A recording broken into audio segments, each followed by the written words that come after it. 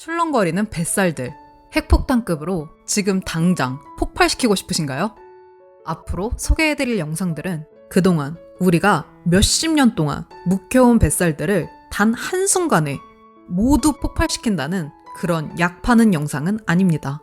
지금부터 더글라스 그라함 박사의 뉴욕타임즈 베스트셀러인 산 음식, 죽은 음식을 통해 핵폭탄급으로 살이 쫙쫙 빠질 수 있는 우리 몸의 기본 바탕을 만든 뒤 산 음식들로 뱃살들을 후두루 찹찹 후려치는 방법입니다.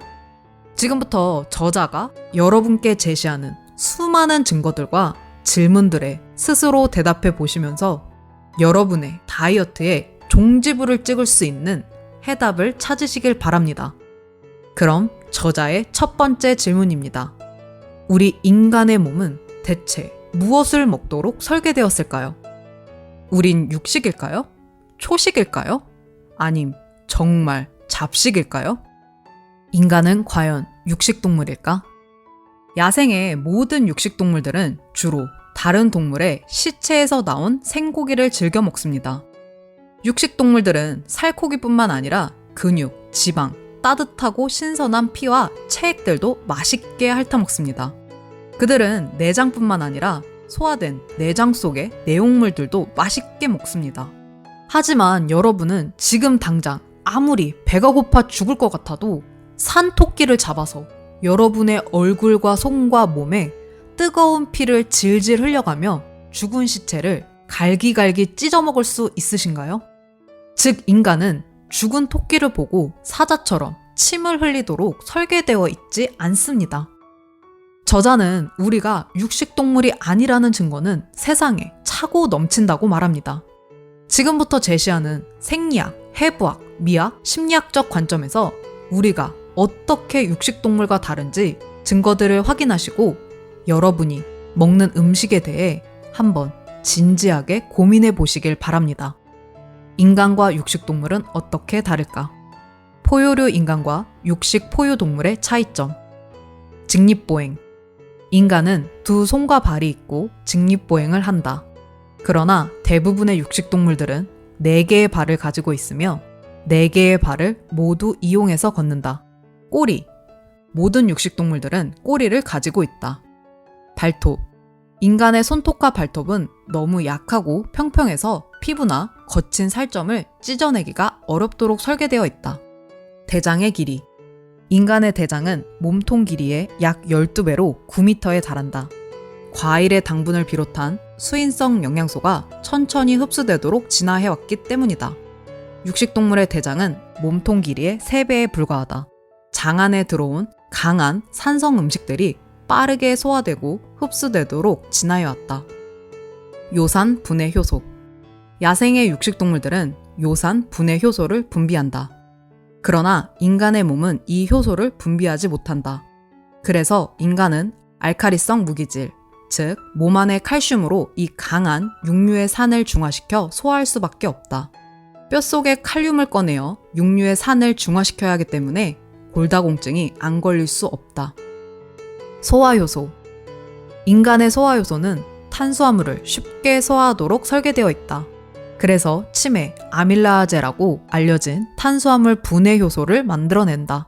그에 비해 육식동물들은 침에 탄수화물 분해 효소를 생산하지 못한다. 자연스러운 식욕. 과일 냄새를 맡았을 때 입에 침이 고인다. 그러나 동물 시체 냄새는 우리를 힘들게 한다. 그에 비해 육식동물들은 동물 냄새에 반응한다.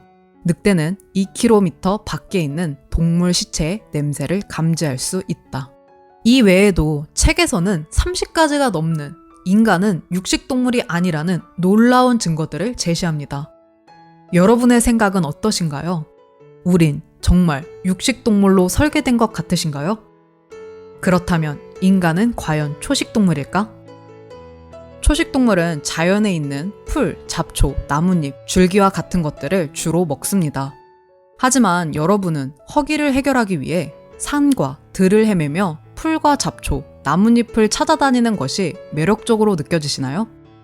이런 행위가 여러분의 시선을 끌고 후각을 자극하고 입맛을 자극하시나요? 물론 그렇지 않을 것입니다. 풀과 잡초는 당장 우리의 배고픔을 충족시키지 못하기 때문이죠.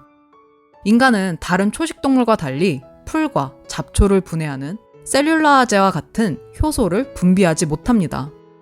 또한 소나 염소처럼 4개의 위를 가지고 있지도 않습니다. 저자는 우리 인간의 식단에 다양한 식물성 성분이 포함된 음식들을 섭취하도록 설계되어 있지만 인간은 본질적으로 초식동물이 아니라고 주장합니다. 여러분은 평생 풀, 잡초, 나뭇잎, 줄기들만 맛있게 먹고 사실 수 있으신가요? 인간은 잡식성 동물일까? 현실 세계에서 인간은 당연히 잡식성입니다. 가스레인지, 조미료, 인공감미료, 향신료 등의 도움을 받으면 거의 모든 음식을 가리지 않고 먹을 수 있습니다. 하지만 야생의 육식동물은 고기를 먹고 병에 걸리지 않고 초식동물은 풀을 먹고 병에 걸리지 않는데 인간이 잡식동물이라면 왜 인간은 잡식으로 먹고 병에 걸릴까요? 인간이라는 동물이 야생동물처럼 완전한 자연 상태에 놓인다면 자연의 제철 음식을 먹을 수밖에 없습니다. 당연히 우리의 미각이 이끌리는 자연 상태의 산 음식을 먹어야 할 것입니다. 우린 그동안 잡식성으로 먹고 병에 걸리고 살이 쪄서 맨날 다이어트와 요요의 반복으로 괴로워 죽겠는데 이 미친 루틴을 평생 반복하실 건가요? 저는 평생 그렇게 살다가 죽고 싶진 않습니다. 그렇다면 대체 인간의 몸은 무엇을 먹도록 설계되었을까요? 대체 무엇을 먹어야 소화가 잘 되고 몸에 독소를 쌓지 않으면서도 살이 찌지 않을까요? 인간은 바로 과일을 먹고 살도록 설계된 동물이다. 불, 도구, 기술, 포장, 용기, 각종 감미료가 없다면 인간은 곧 잡식성을 잃어버리고 진화론적으로 설계된 달콤한 과일에 끌리게 될 것은 자명한 이치입니다. 과일을 먹는 영장류를 뜻하는 프루보조아는 주식이 과일이고 부수적으로 부드러운 녹색 채소를 먹고 사는 동물을 말합니다. 참고로 100kg에서 200kg에 육박하는 고릴라와 오랑우탄은 과일과 녹색 채소만 먹고 사는 동물이며 인간보다 힘이 5배나 강합니다. 저자는 인간의 몸은 원초적으로 과일을 주식으로 섭취해야만 건강하게 살 수 있는 동물이라는 점을 거듭 강조합니다. 과일은 인간의 몸이 필요로 하는 영양소가 가득 차 있으며 그것도 인간에게 필요한 최적의 비율로 제공합니다. 과일이 적당하게 익으면 자신의 탄수화물 성분을 인간이 더 이상 힘들게 소화할 필요 없는 포도당과 과당, 단순당으로 변화시킵니다. 과일 안에 듬뿍 들어있는 소화효소는 단백질을 아미노산으로 바꾸고 지방을 지방산과 글리세롤로 변환시킵니다. 따라서 우리가 과일을 먹을 때는 소화를 전혀 걱정할 필요가 없이 그저 과일의 달콤함만 즐기면 됩니다. 그동안 하도 미디어에서 과일은 살찐다는 소리에 세뇌당하셔서 도저히 믿을 수 없으시겠다고요? 그럼 마지막으로 우리 함께 간단한 실험을 해보고 여러분의 마음을 결정해보세요. 지금 어린아이 앞에 가공하지 않은 자연 상태의 생소고기와 사과를 함께 둔다면 아이는 과연 무엇을 선택할까요? 아마 초등학생이라도 그 결과는 쉽게 알 수 있을 것입니다. 모든 동물들은 어떤 음식을 먹을 수 있도록 설계되었고 수백만 년, 수천만 년을 그렇게 진화해 왔기 때문입니다. 저자는 우리에게 말합니다. 나는 당신에게 라틴어와 그리스어로 된 복잡하고 현학적인 용어와 이론들로 당신을 설득하고 싶지 않다. 진실은 그렇게 복잡한 것이 아니기 때문이다. 오늘 영상을 보시고 여러분은 어떤 결정을 내리셨나요? 여러분은 육식동물이신가요? 초식동물? 아님 앞으로도 잡식성 동물로 사실 건가요? 다음 영상에서는 본격적으로 산 음식, 죽은 음식을 비교 분석해 어떻게 산 음식으로 80대, 10대, 10 다이어트를 진행하는지 자세한 방법을 소개해드리겠습니다. 그럼 다음 영상에서 또 만나요. 감사합니다.